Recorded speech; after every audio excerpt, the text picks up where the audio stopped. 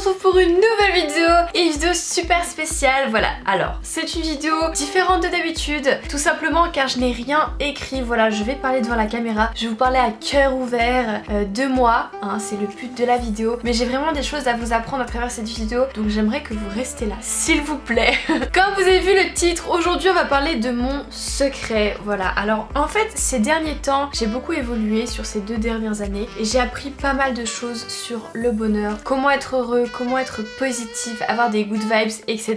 Je pense que si vous regardez mes vidéos, c'est parce que je vous donne des conseils, bien évidemment, mais j'ai aussi envie d'être une source de motivation, une source d'inspiration pour vous. Alors, je sais pas du tout comment va être cadrée cette vidéo parce que c'est un peu le bazar dans ma tête. J'y vais comme ça. Alors c'est parti, je vais vous raconter comment j'arrive à être heureuse, j'arrive à être de bonne humeur, j'arrive à, même quand ça va mal, à relever la tête. Et j'espère que ces conseils, vous pourrez les appliquer et que vous aussi, vous vous sentirez beaucoup mieux. Après, ça a été un travail vraiment long, j'ai fait ça sur 2 ans. C'est pas quelque chose qui change du jour au lendemain. Mais ce qui est bien, c'est que vous pouvez changer en fait votre manière de penser, vous pouvez l'adapter comme vous voulez, quand vous voulez. Il y a que vous qui pouvez faire ça. Il y a que vous qui avez le pouvoir de quand vous allez pas bien, d'aller bien. Et c'est génial parce que si c'était quelqu'un d'autre qui l'avait à votre place, on serait dans le caca.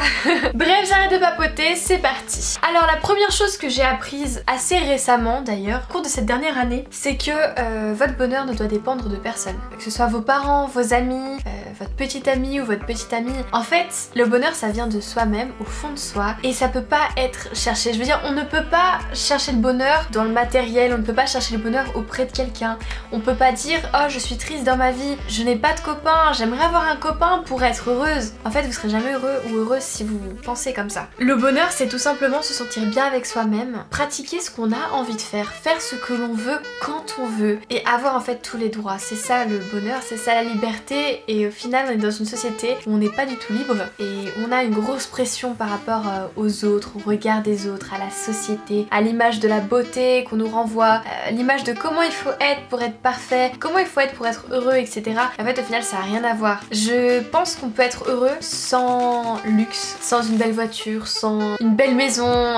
On peut être heureux avec des toutes petites choses de la vie. Il faut savoir les apprécier, et les gens qui sont malheureux ne savent pas apprécier les tout petits signes que la vie t'envoie en te disant hey regarde comme c'est beau en fait. Que ce soit un coucher de soleil, que ce soit une émotion que vous ressentez à un moment, que ce soit rencontrer des gens qui vous apprennent des choses, qui sont là, qui vous inspirent en fait. C'est ça le bonheur. Et le bonheur c'est surtout que vos actions soient en accord avec vos paroles, que vous sachiez ce que vous voulez et que vous mettiez en place chaque jour ce que vous voulez faire. Et là on arrive au point numéro 2 où j'ai appris assez aussi récemment, sur ces un peu plus longtemps celle-là, mais on n'a qu'une seule vie. On doit en profiter. Je vais vous raconter une histoire, voilà, c'est l'histoire de ma vie. J'ai arrêté les études à un moment donné parce que j'ai pété un plomb et je me suis dit j'ai envie de me lancer dans YouTube, j'ai envie de faire des vidéos, j'ai envie de m'exprimer, de parler à des gens, de transmettre des choses, des bonnes énergies, des conseils, etc. Et je l'ai fait. Et c'était vraiment très risqué parce qu'au final j'étais à la fin de mes études et j'ai tout lâché. Et je me suis fait juger énormément comme vous pouvez me juger derrière votre écran. Mais au final je ne regrette en aucun cas parce qu'aujourd'hui je fais ce que je veux, alors qu'il y a 2 ans je n'étais pas moi-même parce que j'étais malheureuse, parce que je ne faisais pas ce que je voulais, parce que j'étais bridée, j'étais comme enfermée dans un truc qu'on m'avait obligée de faire, dans une vie qu'on avait décidé à ma place. Et c'est vrai que c'est assez dingue parce que les êtres humains on est conditionnés pour voir dans le futur, pour faire des projets, mais surtout on a peur du futur. C'est-à-dire que quand on va à l'école pour apprendre des choses, pour apprendre un métier, quand on fait 20 ans d'études, pour avoir un papier, pour avoir un travail qui sera stable, où on pourra gagner de l'argent et on aura une stabilité de vie incroyable. Oui certes, et après on construit notre famille, on élève nos enfants, on a une belle maison et après on a une retraite. Voilà, ça c'est la vie classique maintenant. Et au final en fait c'est quand qu'on vit. On pense trop au futur, on pense trop à je dois faire ça dans la vie pour gagner de l'argent, être bien, et on oublie en fait le moment présent, on oublie ce qu'on vit maintenant. S'il faut tous les matins, il y a énormément de gens qui se lèvent et qui n'aiment pas ce qu'ils font, qui n'aiment pas du tout leur travail, qui se forcent à le faire car ils savent qu'à la fin du mois ils auront de l'argent et qu'en fait au final l'argent qu'ils auront eu car ils auront travaillé 11 mois dans l'année leur permettront de partir peut-être 2 semaines en vacances, 2 semaines où ils seront heureux. Mais est-ce que c'est pas mieux plutôt de pas partir en vacances mais de faire pendant 12 mois ce qui te plaît, au lieu de faire ce qui te plaît pas pendant 11 mois et d'être heureux pendant 2 semaines quand tu pars en vacances? Après c'est ma manière de penser, j'ai une manière de penser assez spéciale, et je pense aussi qu'en fait au final le plus important c'est le moment présent, ce que tu ressens maintenant au fond de toi.